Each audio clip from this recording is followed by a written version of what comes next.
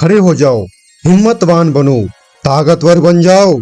सारी जिम्मेदारियां अपने सर पर ओढ़ लो और इस बात को हमेशा याद रखो कि अपने नसीब का रचयिता तुम खुद हो। स्वामी जी हारे हुए और हिम्मतहीन लोगों को ललकारते हैं कि तुम निराश होकर मत बैठो, अपने अंदर हिम्मत भरो और खड़े हो जाओ। कभी भी जीवन में अपनी जिम्मेदारियों से भागने का प्रयास मत करो। जब तक जीवन है तब तक जिम्मेदारियां रहेंगी, इसलिए अपनी जिम्मेदारियों को पूरी मन से पूरा करते हुए अपने अच्छे भाग्य का निर्माण करो।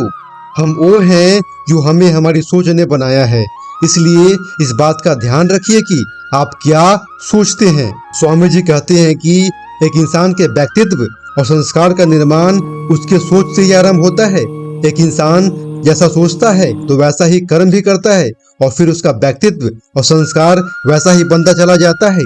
इसलिए अगर हम अपनी सोच को अच्छा कर लें तो हमारा कर्म भी अच्छा हो जाएगा और इस प्रकार हमारा व्यक्तित्व भी महान लोगों जैसा बनता चला जाएगा।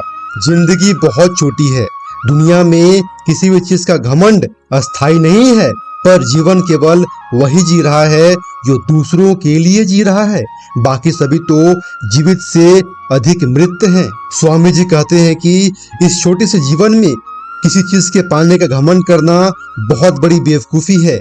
जीवन जीना वास्तव में तभी कहलाता है जब हम खुद को इस लायक बना सकें ताकि हम दूसरे असहाय लोगों की मदद कर सके। ऐसे ही मनुष्य वास्तव में जीवित मनुष्य कहे जा सकते हैं, बाकी तो जीते हुए भी मुर्दे के समान ही माने जाएंगे। जिस शिक्षा से हम अपना जीवन निर्माण कर सके, मनुष्य बन सके, चरित्र गठन कर सके और विचारों का सामंजस्य कर सके, वही वास्तव में शिक्षा कहलाने योग्य है। स्वामी जी कहते हैं कि शिक्षा का मतलब सिर्फ जानकारियां प्राप्त करना ही नहीं होता है, बल्कि शिक्षा का वास्तविक अर्थ यह होता है कि हम अपने व्यक्तित्व को कितना विकसित कर सकें और अपने चरित्र, चिंतन और व्यवहार को कितना अच्छा बना सकें। भय और अधूरी इच्छाएं ही हमारे समस्त दुखों का मूल है। स्वामी जी कहते हैं कि हर इंसान अपने सुख दुख का निर्माता स्वयं ही होता है।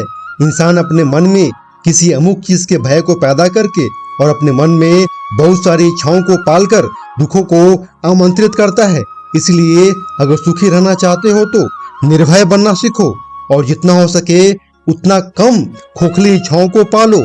दिल और दिमाग के टकराव में हमेशा दिल की सुनो, क्योंकि दिमाग गलत निर्णय ले सकता है लेकिन दिल कभी नहीं। स्वामी जी कहते हैं कि अगर जीवन में कभी ऐसा समय आ जाए जब आपका दिमाग अर्थात बुद्धि कुछ और करने को कहता है और दिल अर्थात आत्मा कुछ और करने को कहता है, तो इस स्थिति में अपने दिल को सुनो, चाहे पूरी दुनिया ही आपके खिलाफ क्यों न हो। अगर आपका आत्मा आपके साथ है तो आपका निर्णय कभी भी गलत नहीं हो सकता। जो तुम सोचोगे तो वो हो जाओगे। यदि तुम खुद को कमजोर सोचते हो तो तुम कमजोर हो जाओगे। अगर खुद को ताकतवर सोचते हो तो तुम ताकतवर हो जाओगे।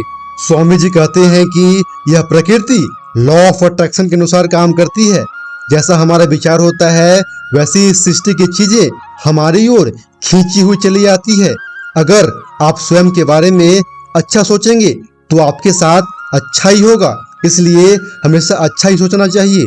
अगर आप किसी भी रूप से कमजोर भी हो तब भी आप खुद को ताकतवर समझिए। ऐसा सोचते रहने से समय के साथ साथ आप सच में ताकतवर बन जाओगे। एक समय में एक काम करो और ऐसा करते समय अपनी पूरी आत्मा उसमें डाल दो और बाकी सब कुछ भूल जाओ।